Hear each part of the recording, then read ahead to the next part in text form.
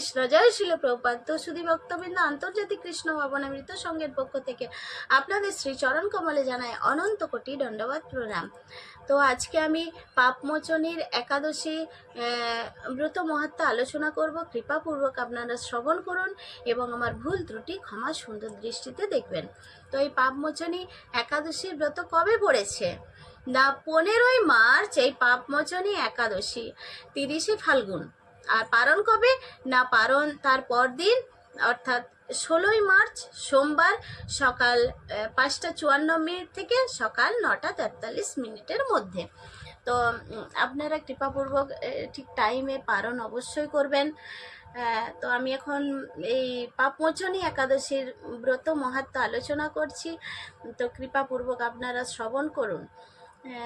তো যুধিষ্ঠির একদিন ভগবান শ্রীকৃষ্ণকে বললেন যে হে জনার্দন, এই যে চৈত্র মাস, এই চৈত্র মাসের কৃষ্ণপক্ষের একাদশীর নাম ও মাহাত্ম্য কৃপা করে আমাকে বলুন। তো তদুত্তরে ভগবান শ্রীকৃষ্ণ বললেন যে হে ধর্মরাজ যুধিষ্ঠির, আপনি ধর্ম বিষয়ক প্রশ্ন করেছেন। এই একাদশী সকল সুখের আধার, সিদ্ধি প্রদানকারী ও পরম মঙ্গলময়, আর সমস্ত পাপ থেকে নিস্তার বা মোচন করে বলে এই পবিত্র একাদশীর তিথি পাপ মোচনী নামে প্রসিদ্ধ জগতে। তো রাজা মান্ধাতা একবার লোমশ মুনিকে এই একাদশীর কথা জিজ্ঞাসা করেছিলেন। তো তার বর্ণিত সেই বিচিত্র উপাখ্যানটি আপনার কাছে আমি বলছি, আপনি মনোযোগ দিয়ে তা শ্রবণ করুন। তো হরে কৃষ্ণ, আমিও আপনাদের কাছে সেই উপাখ্যানটি বলছি, আপনারাও কৃপাপূর্বক শ্রবণ করুন। তো প্রাচীনকালে অতি মনোরম চৈত্ররথ পুষ্প উদ্যানে মুনিগণ বহু বছর ধরে তপস্যা করতেন। তো এক সময় কি হলো না, এক সময় এই মেধাবী নামে এক ঋষি কুমার সেখানে তপস্যা করছিলেন, আর মঞ্জু ঘোষা নামে সেখানে এক পরম সুন্দরী অপ্সরা তাকে বশীভূত করতে চাইল। তো এই যে কিন্তু ঋষির অভিশাপের ভয়ে সে আশ্রমের 2 মাইল দূরে অবস্থান করতে লাগলো। আর এই মঞ্জু ঘোষা বীণা বাজিয়ে মধুর স্বরে সে গান করত। তো একদিন কি হলো না, একদিন এই মঞ্জু ঘোষা মেধাবীকে দেখে কাম বানে পীড়িতা হয়ে পড়ে। এদিকে ঋষি মেধাবী ও অপ্সরার অনুপম সৌন্দর্য দেখে মুগ্ধ হন, আর তখন সেই অপ্সরা মুনিকে নানা হাব ভাব ও কটাক্ষ দ্বারা বশীভূত করে। তো ক্রমে কি হলো না, ক্রমে কাম পরবশ মুনি তার সাধন ভজন সবকিছু বিসর্জন দিয়ে তার আরাধ্য দেবকে বিস্মিত হন। আর এইভাবে অপ্সরার সাথে কাম ক্রিয়ায় মুনির বহু বছর অতিক্রান্ত হলো। আর মুনির এই আচার ভ্রষ্ট দেখে তখন সেই মঞ্জু ঘোষা অপ্সরা কি করলেন, দেবলোকে ফিরে যেতে মনস্থির করলেন। তো একদিন এই মঞ্জু ঘোষা মেধাবী মুনিকে বলতে লাগলো যে হে প্রভু, এখন আমাকে নিজ গৃহে ফিরে যাবার অনুমতি প্রদান করুন। মেধাবী বললেন যে হে সুন্দরী, তুমি তো এখন সন্ধ্যাকালে আমার কাছে এসেছো, প্রাতঃকাল পর্যন্ত আমার কাছে থেকে যাও, অর্থাৎ সকাল পর্যন্ত আমার কাছে থেকে যাও। আর এই মুনির কথা শুনে অভিশাপের ভয়ে সেই মঞ্জু ঘোষা অপ্সরা আরো কয়েক বছর তার সাথে বাস করলো। তো এইভাবে বহু বছর 55 বছর 9 মাস 7 দিন অতিবাহিত হলো।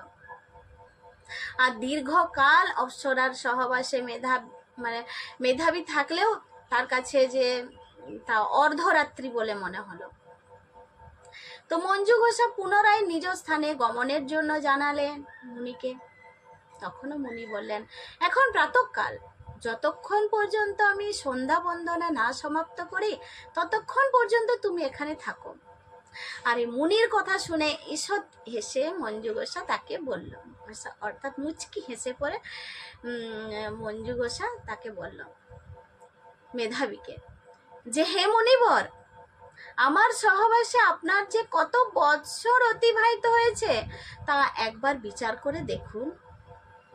আর এই কথা শুনে তো মুনি স্থির হয়ে চিন্তা করে দেখলেন যে তার 56 বছর অতিবাহিত হয়ে গেছে।